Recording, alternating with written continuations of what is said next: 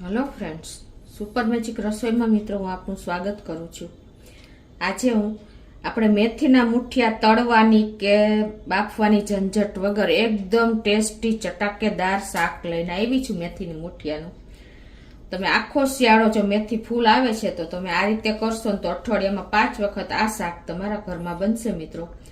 તો તમને ચોક્કસ આ વિડીયો ગમશે. ગમે તો લાઈક કરજો મિત્રો, શેર કરજો અને જે નવા મિત્રો છે એ સબસ્ક્રાઈબ કરવાનું તો ભૂલતા જ નહીં. અને બાજુમાં રહેલું બેલ આઇકનને પણ પ્રેસ કરજો જેથી કરીને લેટેસ્ટ વિડીયોની માહિતી તમને મળતી રહે. તો હવે મેથીના મુઠિયામાં તો ઇન્ગ્રેડિયન્ટમાં જો આપણે અડધો કપ જેવી મેથી લીધી છે, જેને મેં ધોઈ અને સમારી લીધી છે ઝીણી ઝીણી. અને થોડી એવી આપણે ધાણા ભાજી નાખશું 1/4 કપ જેવી. પછી આપણે એક મીડિયમ સાઈઝનો કાંદો સમાર્યો છે, 1 ચમચી જેવી આદુ મરચાની પેસ્ટ લેશું, 2 ચમચી જેવું દહીં છે, 1 ટમેટાની મેં પ્યુરી કરી છે, અજમો છે, વરિયાળી છે, તેલ છે, મીઠું છે અને રૂટીન મસાલા છે મિત્રો. તો આપણે બનાવવાનું ચાલુ કરીએ. તો જો હવે આપણે મેથીના મુઠિયા કરશું. એના માટે આપણે જે આ સમારી મેથી લીધી છે ને એને આપણે એક બોલમાં નાખી અને એમાં આપણે થોડી એવી ધાણા ભાજી પણ 2 થી 3 ટેબલ સ્પૂન જેવી નાખી અને એમાં મીઠું નાખી દેશું ટેસ્ટ એકોર્ડિંગ 1/2 ટીસ્પૂન જેવું. મેથીમાં આપણે થોડું મીઠું નાખીને તો પણ મેથી કડવી હોય છે એટલે બહુ વધારે નહીં પાડવાનું. આ રીતે આપણે ટેસ્ટ એકોર્ડિંગ મીઠું નાખી દેશું અને એને આપણે આ રીતે મસાલા પણ કરી લેશું એટલે મેથીમાં એકદમ સરસ મસાલા ચડી જાય. તો 1 ટીસ્પૂન જેવું ધાણા જીરું, 1/2 ટીસ્પૂન જેવું લાલ મરચું, 1/4 ટીસ્પૂન હિંગ, 1/2 ટીસ્પૂન હળદર અને 1/2 ટીસ્પૂન જેવું આપણે અજમો નાખી દેશું, 1/2 ટીસ્પૂન વરિયાળી અને 1 ટીસ્પૂન જેવી ખાંડ. આ રીતે આપણે બધા મસાલા કરી અને પછી એને આપણે આ રીતે હાથેથી ચોરી લેશું. એટલે શું થશે, આપણે આમાં પાણીનો બને ત્યાં સુધી ઉપયોગ નહીં કરીએ. આ રીતે કરશું એટલે મેથીમાંથી જે પાણી હશે ને એ છૂટું પડી જશે અને મસાલો એકદમ સરસ મેચ થઈ જશે. હવે આમાં આપણે અડધા લીંબુનો રસ પણ નાખી દેશું. તો આપણો મસાલો બધું સરસ મિક્સ થઈ ગયું છે. તો એમાં આપણે અત્યારે 2 ટેબલ સ્પૂન જેવો ભાખરીનો જાડો લોટ નાખી દેશું. જો તમારી પાસે જાડો લોટ ન હોય ને તો રવો પણ નાખી શકો છો. ટૂંકમાં આ ભાખરીનો લોટ હશે ને કે રવો હશે ને તો તમારા મુઠિયા ચીકણા નહીં બને. અને 3 ટેબલ સ્પૂન જેવો આપણે ચણાનું એટલે કે બેસન નાખી દેશું. આપણે આમાં લોટનો ઉપયોગ ઓછો કરવાનો છે અને મેથીનો ભાગ વધારે રાખવાનો છે, ખાસ નોટ કરજો. તમારે ઓછો લોટ જોઈએ તો પણ ચાલે, 2 ટેબલ સ્પૂન ચણાનો લોટ હશે ને તો પણ ચાલશે. હવે આ બધું આપણે સરસ મિક્સ કરી લેશું. મુઠિયા વડે ને એવું ટેક્સચર આપણે તૈયાર કરી લેશું. અને લોટની જરૂર પડશે ને તો આપણે થોડોક નાખશું. અને આમાં આપણે સોડા કે ઈનોનો બિલકુલ ઉપયોગ નથી કરતા એટલે આપણે 1 ટેબલ સ્પૂન જેવું તેલ પણ નાખી દેશું.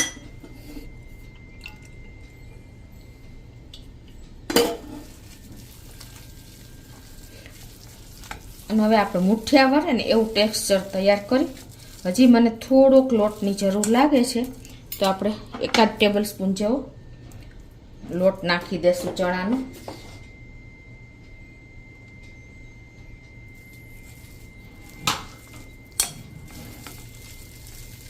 એટલે આમાં તમારે બિલકુલ આપણે પાણીનો ઉપયોગ નહીં કરીને આ જ રીતે આપણે એના મુઠિયા તૈયાર કરશું.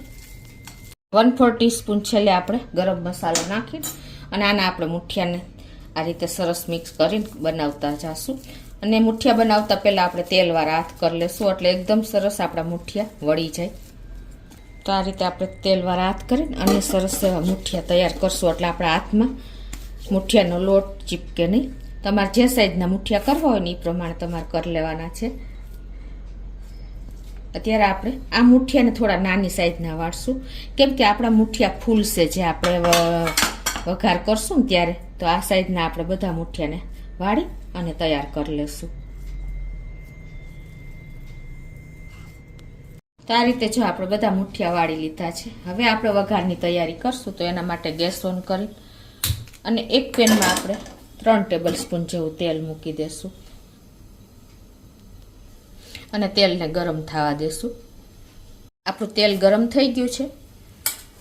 1/4 ટીસ્પૂન રાઈ, અડધી ટીસ્પૂન આખું જીરું, 1/4 ટીસ્પૂન હિંગ અને આપણે 1 ટેબલ સ્પૂન જેવું લીલું લસણ નાખી દઈશું. જો તમારી પાસે લીલું ન હોય તો તમે સૂકું પણ નાખી શકો છો.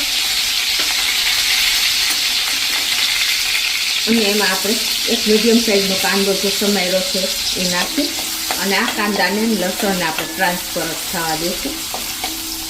ગેસની ફ્લેમ અત્યારે સ્લો જ રાખી છે મિત્રો. હંમેશા કોઈ પણ શાકનો વઘાર કરીએ ને ત્યારે આપણે ગેસની ફ્લેમ સ્લો ફ્લેમ ઉપર જ વઘાર કરવાનો. એટલે શું થશે, આપણા મસાલા પણ સરસ કૂક થઈ જશે, પ્લસ આપણે વઘાર દાજશે પણ નહીં. આપણો કાંદો પણ જો ટ્રાન્સપરન્ટ થઈ ગયો છે. હવે આ સ્ટેજે આપણે 1 ચમચી જેવું આદુ મરચાંની પેસ્ટ નાખી દઈશું અને એને પણ આપણે આ રીતે મસાલા સાથે કાંદા સાથે કૂક કરી લઈશું અડધી મિનિટ. તો આ રીતે જો આપણે બધો મસાલો કૂક થઈ ગયો છે.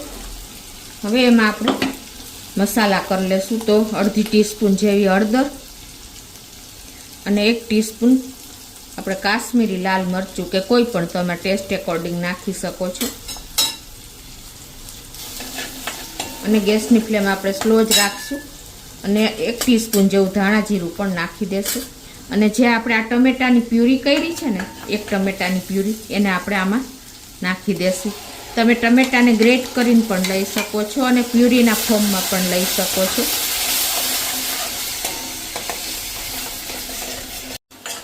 અને હવે આપણે આ બધી ગ્રેવી ટમેટાની મસાલો મિક્સ કરી અને આપણે તેલ છૂટું પડે ને ત્યાં સુધી 1 મિનિટ થવા દેશું ઢાંકીને. અને એ પહેલાં આપણે 1 ટીસ્પૂન જેવું મીઠું એડ કરી દઈએ. આપણે અત્યારે બધું ટોટલી શાકના ભાગનું મીઠું એડ કરી દઈએ છીએ. અને હવે આને આપણે ઢાંકીને 1 જ મિનિટ થવા દેવું પડશે, એટલે ટમેટાની ગ્રેવી પણ કૂક થઈ જાય અને આપણો મસાલો પણ કૂક થઈ જાય. તો 1 થી 2 મિનિટ થઈ છે અને જો આપણું તેલ પણ એકદમ ઉપર આવી ગયું છે. તો હવે આપણે એને મિક્સ કરી લઈશું સરસ. આ રીતે જો તમે સ્લો ફ્લેમ ઉપર વઘારને કૂક કરશો ને તો જ શાકનો ટેસ્ટ આવશે મિત્રો. આપણે ધાબા સ્ટાઇલ આ શાક બનશે એકદમ નોર્મલ આપણા કિચનના ઇન્ગ્રેડિયન્ટથી જ મિત્રો. જો એકદમ સરસ તેલ છૂટું થઈ ગયું છે. તો આ સ્ટેજે આપણે 2 ટેબલ સ્પૂન જેવું દહીં નાખી દેશું મિત્રો. કોઈ પણ શાકમાં દહીંનો ટેસ્ટ છે ને, તમે દહીં નાખશો ને તો શાકનો ટેસ્ટ અનેક ગણો વધી જશે. અને થોડું તેલ હશે ને તો પણ તમારા શાકમાં તેલ દેખાશે.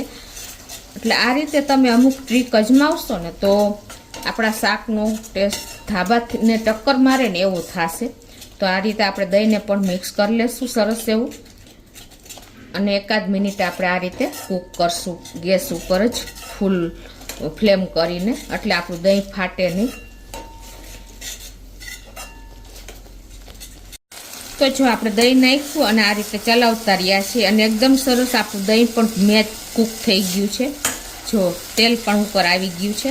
આપણે દહીં નાખ્યું એટલે તેલ કેટલું દેખાય છે જો તમને ખ્યાલ આવી જતો હશે.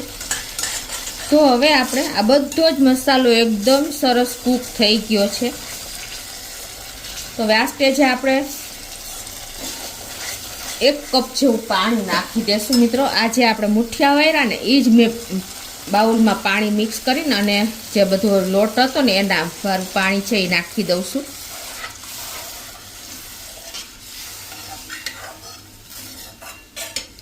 હવે તમારે જો આ સ્ટેજે તમારે ખાંડ નાખવી હોય તો નાખી શકો છો, પણ આપણે ઓલરેડી મુઠિયામાં નાખેલી જ છે. અને જો તમને એમ થશે કે દહીં અને ટમેટું બંને વાપરવાનું, તો હા મિત્રો, જે દહીં ન ખાતા હોય એ સ્કીપ કરી શકે છે, પણ તમે 1 વખત આ રીતે ટ્રાય કરજો. અને આમાં હવે આપણે જો આ પાણીમાં જ 1 ટીસ્પૂન જેવો ગરમ મસાલો નાખી દેશું. તો 1 ટીસ્પૂન જેવો મસાલો નાખી અને આને આપણે મિક્સ કરી લેશું મિત્રો. આ શાકનો ગરમ મસાલો મેં મારી સુપર મેજિક ચેનલમાં મૂકેલો છે. સુપર મેજિક રસોઈ ચેનલ છે એમાં, તો તમે જોઈ લેજો. એકદમ સરસ મસાલો તૈયાર થયો છે. હવે આ પાણી ઉકળે ને પછી જ આપણે આગળ પ્રોસીજર કરીએ. તો હવે આપણું પાણી પણ જો વઘાર પણ ઉકળી ગયો છે. તો આ સ્ટેજે આપણે જે આ મુઠિયા બનાવ્યા છે ને એ આ રીતે 1 પછી 1 મૂકી દેશું. આ રીતે જો પાણી ઉકળ્યા પછી જ આપણે મુઠિયા મૂકવાના છે મિત્રો. કેમ કે નહીતર એકાબીજાને ચીપકી જશે, એટલે ખાસ નોટ કરજો મિત્રો. આ મેથી અત્યારે શિયાળામાં ફૂલ આવે છે. બાળકો મેથીનું શાક નથી ખાતા, પણ જો તમે આ રીતે આ મેથડથી કરશો ને તો બધા હોશે હોશે શાક ખાશે. એટલું ટેસ્ટી બને છે. અને આમે મુઠિયા તો બધાને, નાનાથી મોટા બધાને ભાવે જ છે. તો આ અલગ જ આપણે એક રેસીપી શેર કરી છે મિત્રો.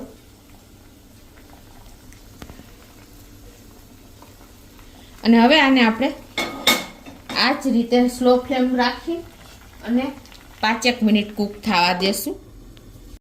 તો જો 5 થી 7 મિનિટ જેવું થયું છે આપણે, અને જો આપણું શાક પણ સરસ કૂક જ થઈ ગયું છે. જો મિત્રો એકદમ ગ્રેવીથી લથબથતું આપણું શાક, મોઢામાં પાણી આવી જાય ને એવું રેડી છે. જો છે ને,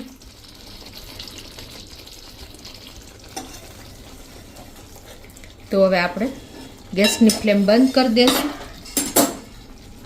અને આપણે ધાણા ભાજી ઉપરથી નાખી દઈશું. મિત્રો આ રીતે તમે જો મેથીનું શાક બનાવશો ને તો નાનાથી મોટા કોઈ શાક ખાવાની ના નહીં પાડે. તો હવે એને આપણે એક બોલમાં સર્વ કરી દઈશું મિત્રો. જો આ રીતે તમે, આપણે શિયાળામાં મેથી આવે જ છે, તો તમે અઠવાડિયામાં આ રીતે 5 વાર શાક બનાવશો ને તો પણ રોટલી ઓછી જ પડશે. એટલું સરસ આપણું શાક તૈયાર થયું છે. તો આપણું શાક સર્વ કરીને રેડી છે. ઉપરથી આપણે ડેકોરેશન પૂરતી ધાણા ભાજી નાખી દેશું મિત્રો.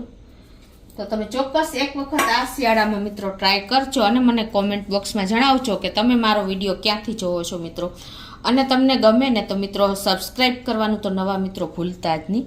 તમને ગમે તો લાઈક કરજો, શેર કરજો અને સબસ્ક્રાઈબ કરવાનું તો ભૂલતા જ નહીં.